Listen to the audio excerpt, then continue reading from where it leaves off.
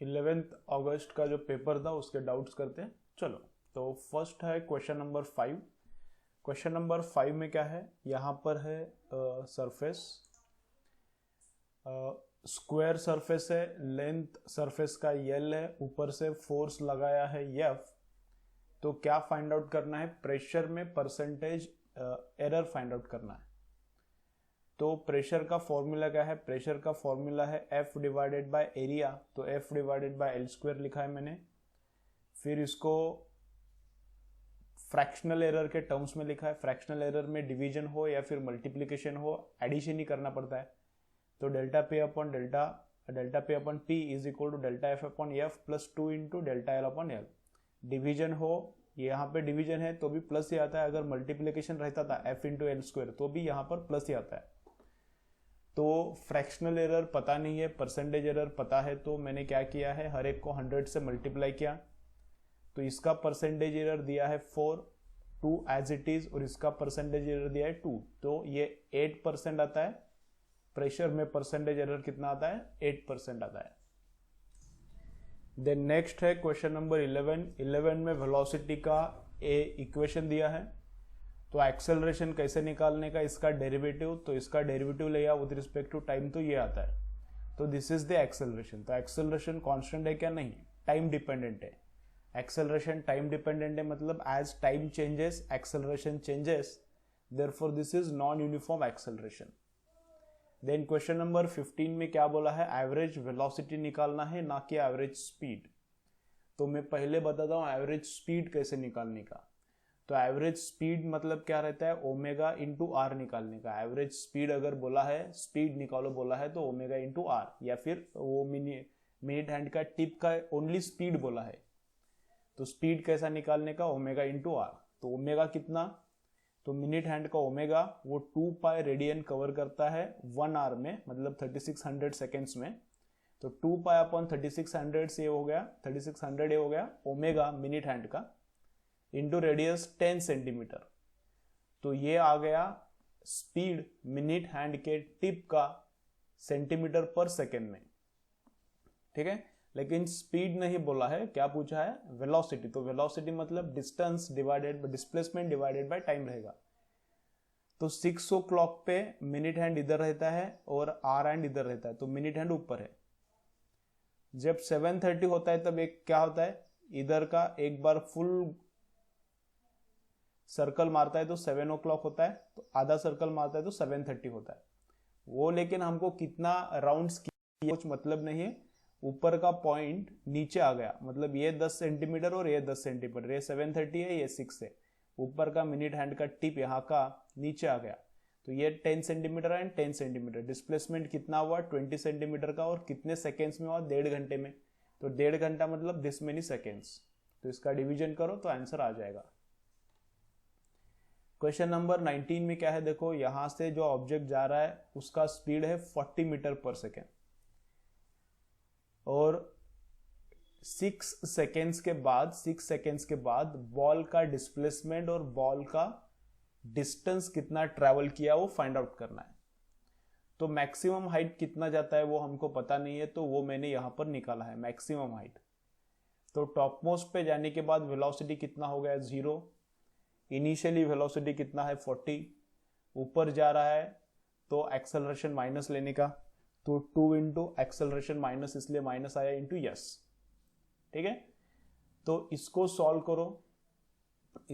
करो तो कितना मिलता है, हाइट मिलता है 80, ठीक है।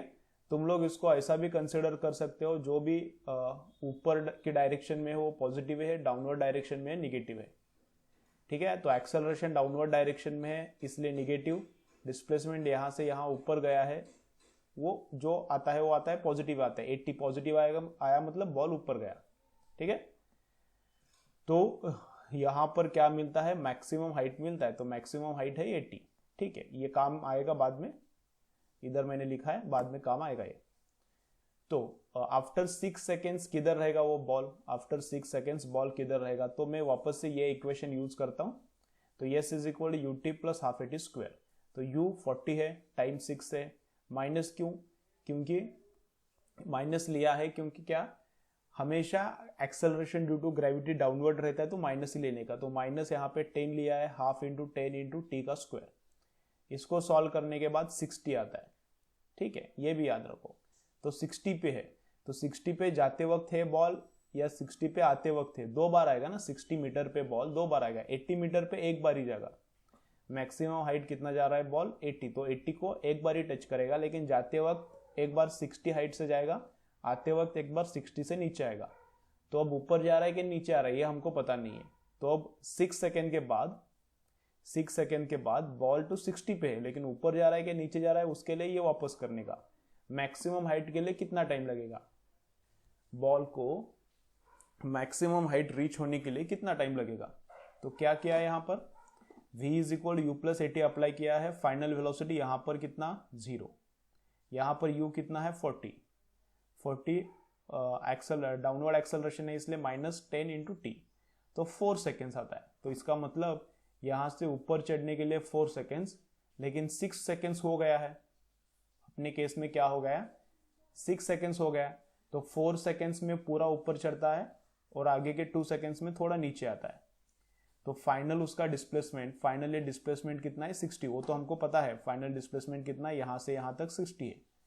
तो डिस्टेंस कितना ट्रैवलिंग किया, जाते वक्त ये 80 ट्रैवल किया, पूरा हाइट गया ना 80 पहले 4 सेकेंड्स में, और बाद के 2 सेकेंड्स में नीचे आता है, कितना नीचे आता है, अभी 60 पे है मतलब 20 नीचे आया होगा, तो ये 20 और ये 80 प्लस 20, तो डिस्प्लेसमेंट 60 है और डिस्टेंस ट्रैवल्ड कितना है 100 है।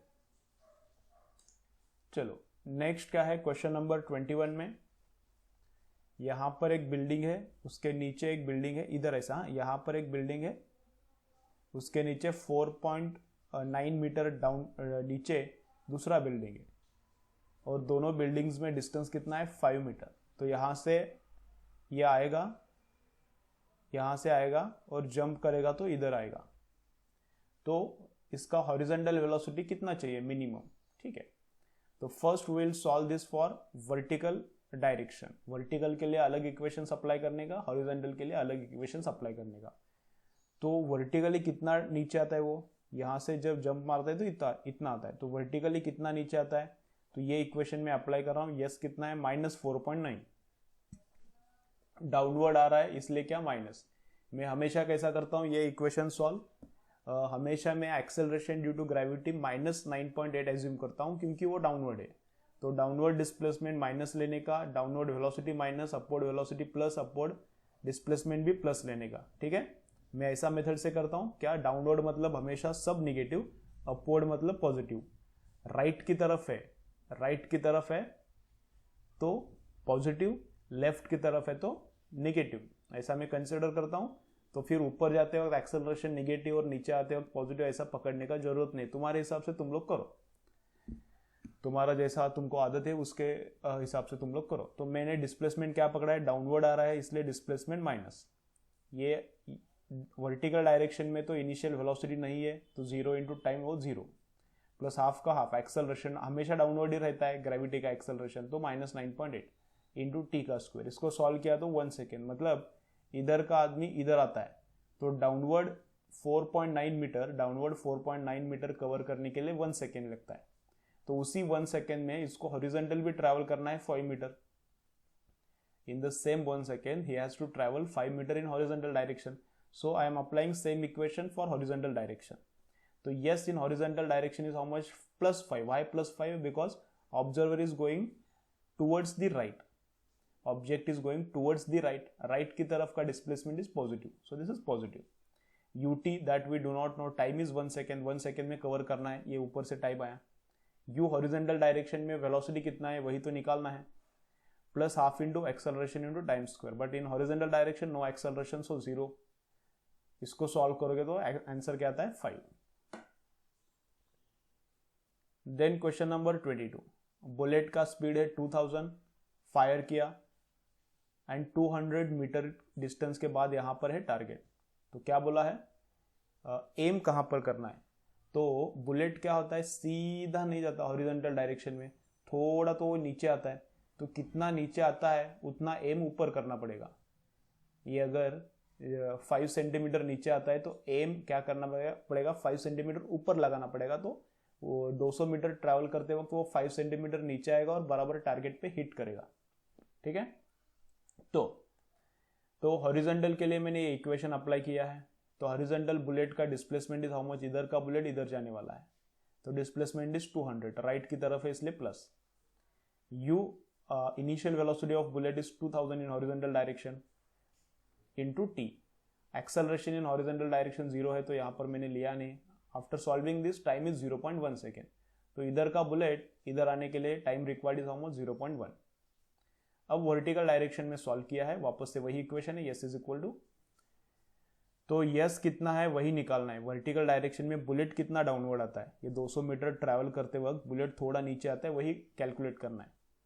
तो S is equal to, vertical direction में इनिशियल वेलोसिटी नहीं है तो वो 0 हो जाएगा, plus half into vertical direction में एक्सेलरेशन डाउनवर्ड है तो -10 इंटू टाइम का स्क्वायर 0.1 का स्क्वायर 0.01। इसको सॉल्व करने के बाद इतना आता है, मतलब 5 सेंटीमीटर। माइनस क्यों आता है, क्योंकि नीचे जा रहा है, तो बुलेट डाउनवर्ड डायरेक्शन में 5 सेंटीमीटर जाता है। अभी डाउनवर्ड 5 सेंटीमीटर जाता है तो यहाँ पर टारगेट है तो नीचे लगेगा, तो क्या करना पड़ेगा, बुलेट का एम ऐसा करना पड़ेगा 5 सेंटीमीटर ऊपर, 5 सेंटीमीटर ऊपर एम रखने का, तो इतना डिस्टेंस जाने तक वो 5 सेंटीमीटर ऐसा नहीं जाएगा, 5 सेंटीमीटर नीचे आएगा और बराबर टारगेट पे हिट करेगा। तो 5 सेंटीमीटर एम क्या चाहिए, ऊपर चाहिए। देन क्वेश्चन नंबर 27 में इधर एक वेक्टर है, इधर एक वेक्टर, इधर भी बार बार चाहिए, और इन दोनों वेक्टर्स का रिजल्टेंट यहाँ पर है और इतना है। ठीक है, तो we have to find out angle between this p minus Q and p plus Q, this theta we have to find out. ठीक है, तो this is the formula of resultant. तो रिजल्टेंट क्या है, दोनों तरफ मैंने स्क्वायर लिया, दोनों तरफ स्क्वायर लिया, जो रिजल्टेंट है ये, इसका स्क्वायर लेना पड़ेगा ना, फिर दोनों तरफ रिजल्टेंट लिया, तो रिजल्टेंट ये है तो इसका स्क्वायर लिया, यहाँ पर रखा है P square plus Q square 1/2 गया स्क्वायर लेने के बाद। फिर ए स्क्वायर, ये जो पहला वाला वेक्टर है उसका स्क्वायर, प्लस बी स्क्वायर, ये जो दूसरा वाला वेक्टर है उसका square, plus 2 into A B cos theta, पहला वाला वेक्टर इंटू दूसरा वाला vector into cos of theta. ठीक है, तो ये ऐसा आता है। तो इसको सॉल्व करना पड़ेगा, इसको सॉल्व करना पड़ेगा। स्क्वायर स्क्वायर है, यहाँ पर भी दोनों का डॉट प्रोडक्ट है तो ये प्योर नंबर ही आता है, तो इसको सॉल्व करना पड़ेगा। तो इसका स्क्वायर कैसा करने का, फर्स्ट का स्क्वायर पी स्क्वायर, पी बार का स्क्वायर मतलब उसके मैग्नीट्यूड का स्क्वायर ही आता है।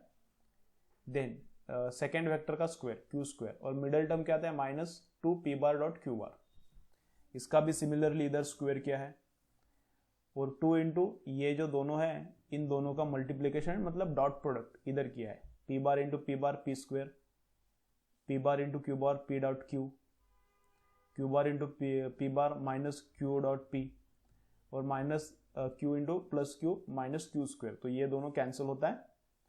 तो बाकी का सॉल्व करो, सिंपल है, आगे कुछ इतना डिफिकल्ट नहीं है। ठीक है, चलो देन नेक्स्ट क्या है, ये vector and C vector both are perpendicular, तो दोनों का डॉट प्रोडक्ट 0 चाहिए, तो डॉट प्रोडक्ट 0 लिया मैंने। तो मल्टीप्लीकेशन कैसा आएगा, A bar dot C bar plus A scalar है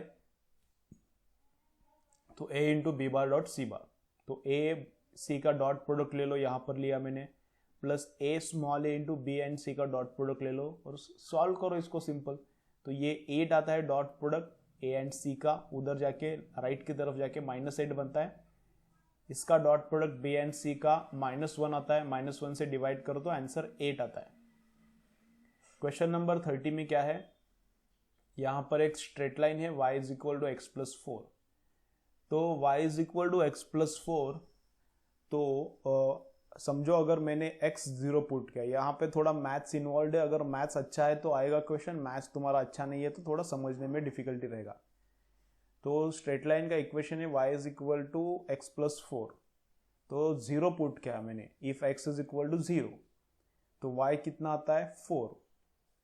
तो जब x 0 रहता है मतलब ये वाला y एक्सिस वाला लाइन, y एक्सिस पे जब x 0 है y 4 है, मतलब ये पॉइंट आता है, तो इस पॉइंट में से स्ट्रेट लाइन जाता है उसका मतलब। ठीक है, अब स्ट्रेट लाइन का स्लोप क्या है, y is equal M X plus C रहता है स्ट्रेट लाइन का इक्वेशन, तो x के बाजू में कौन है 1 है, तो स्लोप स्ट्रेट लाइन का कितना है 1 है, तो स्ट्रेट लाइन का स्लोप 1 है, मतलब स्ट्रेट लाइन ने एक्स एक्सिस के साथ, इधर एक्स एक्सिस के साथ 45 एंगल किया है। सो स्ट्रेट लाइन ने एक्स एक्सिस के साथ कितना एंगल किया है 45 एंगल किया है। तो ठीक है, ओके। अब उसके बाद क्या करना है, यल निकालना है। यल है R cross P, R P sine theta रहता है।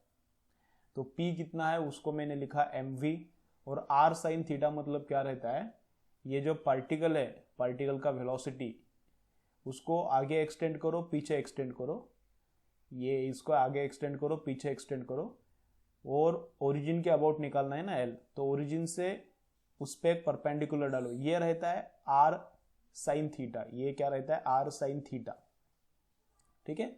ये रहता है परपेंडिकुलर डिस्टेंस ऑफ, ये जो भी है जिस लाइन पे वो भाग रहा है वो, या फिर वेलोसिटी का डायरेक्शन पे ओरिजिन से एक परपेंडिकुलर डालने का, ये रहता है आर साइन थीटा। तो perpendicular distance R sine theta into P, तो एम इधर पुट किया, वेलोसिटी इधर पुट किया, और ये परपेंडिकुलर डिस्टेंस कितना है, तो देखो ये डिस्टेंस है 4, ये 0.4 है ना, तो ये डिस्टेंस है 4, ठीक है। ये जो डॉट मैंने दिखाया यहाँ पर, ये डॉट, ये जो डॉट है, ये एंगल कितना है, ये एंगल है 45, क्योंकि ये लाइन ने वाई एक्सिस के साथ एंड एक्स एक्सिस के साथ कितना एंगल किया है 45, ये लाइन ने एक्स एक्सिस के साथ इधर 45 एंगल किया है, ये 90 है, यहाँ पर ये 90 है, ये 45 है, तो ये डॉट कितना रहेगा 45 रहेगा स्लोप के हिसाब से। स्लोप के हिसाब से tan 45 रहता है ना, slope is tan of theta. तो लाइन ने x के साथ 45 एंगल किया है, तो y के साथ इधर भी एंगल 45 आएगा। ये 45 है, ये 4 है, ये 4 है, तो ये डॉटेड लाइन कितना आएगा 4 साइन 45, थीटा के आगे है ना, ये डॉट के आगे है, तो 4 साइन 45, इसलिए 4 साइन 45। इसको मल्टीप्लाई करने के बाद आंसर आता है। थोड़ा मैथ्स इन्वॉल्व है इसमें, तुम्हारा मैथ्स इतना अच्छा नहीं है, ये स्ट्रेट लाइन वगैरह कुछ इतना आता नहीं है, तो ज़्यादा टेंशन मत लो, छोड़ दो एक, ठीक है। समझता है तो देखो, नहीं तो इतना ज़्यादा टेंशन मत लो। देन क्वेश्चन नंबर 32 में क्या है, 5 फोर्सेस एंड उनके बीच में एंगल सेम है और फोर्सेस भी सेम है, तो रिजल्टेंट कितना। 2 फोर्सेस है, इधर एक फोर्स और इधर एक फोर्स, समझो 2 फोर्सेस है, इधर एक है और इधर एक, इक्वल का है, और इधर का एंगल 180, नीचे का भी angle 180, 0। 3 forces and angle, forces equal, angle equal, 120 120 120, यहाँ पर भी रिजल्टेंट 0। 4 forces angle equal, 190 90 90 90। तो कितना भी फोर्सेस रहने दो, कितना भी फोर्सेस रहने दो, if all forces are equal and angle between each 2 forces is also equal, then उसका रिजल्टेंट 0 ही रहता है। तो यहां पर भी रिजल्टेंट कितना आता है 0 आता है।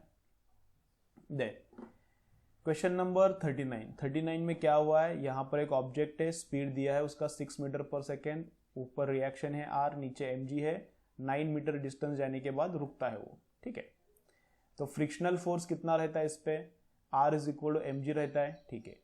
और फ्रिक्शनल फोर्स कितना रहता है, ये भाग रहा है ना, ऑब्जेक्ट भाग रहा है, तो काइनेटिक कोएफिशिएंट काम करेगा, तो म्यू के into normal reaction is the frictional force, mu के into normal reaction is the frictional force, तो frictional force mu into normal reaction mg है, ठीक है। तो एक्सेलरेशन मतलब डी एक्सेलरेशन, डी एक्सेलरेशन कितना रहेगा, फ्रिक्शनल फोर्स अपॉन मास, तो म्यू जी डी एक्सेलरेशन है। तो ये वाला इक्वेशन मैं अप्लाई करता हूँ, ये ऑब्जेक्ट का फाइनली यहाँ पर जाने के बाद वेलोसिटी कितना हो रहा है 0, इनिशियल 6 है, डे एक्सेलरेशन हो रहा है इसलिए माइनस लिया है, 2 इंटू कितना है day acceleration mu G, mu into जी इंटू डिस्प्लेसमेंट। यहाँ पर मैंने जी लिखा है, लेकिन ये यहाँ पे यस चाहिए, थोड़ा गलत हुआ, यस चाहिए। तो इसको सॉल्व करो और तुम लोग यस निकालो, यहाँ पे यस लिखो और सॉल्व करो, ठीक है। तो डिस्प्लेसमेंट डिस्प्लेसमेंट हमको पता है, यस कितना है डिस्प्लेसमेंट, यहाँ का ऑब्जेक्ट इधर तक जाता है ना, 9 मीटर के बाद रुकता है, तो 9 मीटर सही लिखा है मैंने, ये 9 मीटर है, तो इसको सॉल्व करो तो म्यू मिल जाएगा, ठीक है। चलो क्वेश्चन नंबर 45 में क्या बोला है, ऑब्जेक्ट 3 kg का है, इस प्लैंक पे रेस्ट पे है, तो total force applied by this plank on the 3 kg block, total force applied by plank on this 3 kg block, ऐसा बोला है, ठीक है। तो देखो एक तो इस 3 kg पे ग्रेविटेशनल फोर्स रहेगा नीचे 3g, तो उसका इधर वाला कंपोनेंट 3g cos 30 रहता है, और इस ब्लॉक का इधर वाला कंपोनेंट रहता है 3g sin 30। ठीक है, अब ये सरफेस इस पे एक नॉर्मल रिएक्शन देता है और इधर एक फ्रिक्शनल फोर्स रहता है। अब ये स्टेशनरी है बोल रहा है, न्यूमेरिकल भी बोल रहा है कि ऑब्जेक्ट है 3 किलोग्राम का ऑब्जेक्ट स्टेशनरी है, मतलब ऊपर वाला ये और ये उसी, ये ऊपर वाला और ये नीचे वाला 3g cos 30 और r इक्वल होगा। r बड़ा होगा तो ऊपर जाएगा, ये बड़ा होगा तो नीचे आएगा, दोनों इक्वली होगा, अभी इक्विलिब्रियम में है तो ये दोनों इक्वल है, जितना ये है उतना ये ऊपर का। ठीक है, अब ये डाउनवर्ड फोर्स जितना है 3g sin थीटा उतना ही फ्रिक्शन का फोर्स अपवर्ड रहना चाहिए, नहीं तो क्या होता था, अगर फ्रिक्शन का बड़ा है तो ऊपर जाएगा, अगर ये वाला बड़ा है तो नीचे आएगा। But object is in equilibrium, मतलब upward force and downward force are equal. तो 3g sin theta and 3g cos 30 का रिजल्टेंट है ये 3g, मतलब 30 पकड़ते हैं, g को 10 पकड़ा तो ये 30। 3g sin थीटा और 3g cos थीटा का ये रिजल्टेंट है 3g, तो 3g sin 30 जितना ही ये है r, और 3g cos 30 जितना ही ये है r, और 3g sin 30 जितना ही ये फ्रिक्शन है। तो फ्रिक्शन और r का रिजल्टेंट भी बराबर इतना ही रहेगा और इस डायरेक्शन में रहेगा, इक्विलिब्रियम है ना, तो फ्रिक्शन और r का रिजल्टेंट बराबर इतना ही रहेगा 3g।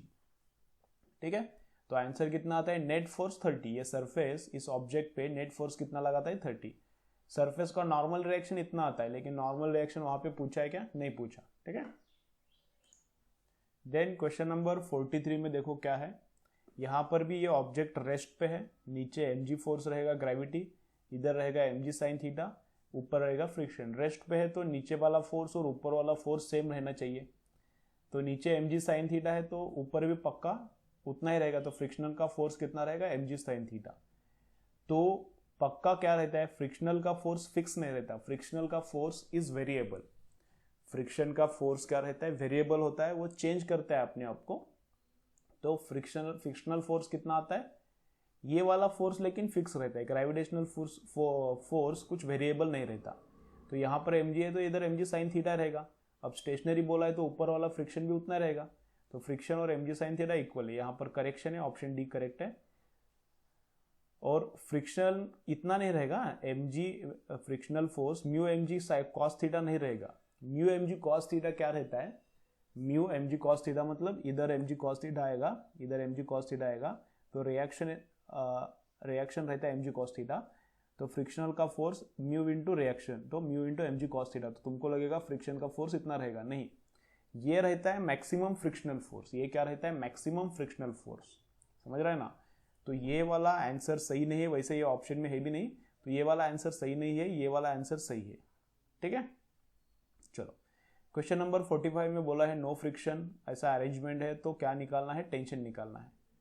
तो इस रोप में मैंने टेंशन टी पकड़ा है, तो पूरे रोप में टेंशन टी ही रहेगा, क्योंकि पुलिस को मास नहीं है, तो टेंशन सब जगह पे सेम। इधर इस पे मास mg है, उसका सॉरी वेट mg है, तो इधर mg sin थीटा काम करेगा, इधर mg cos थीटा।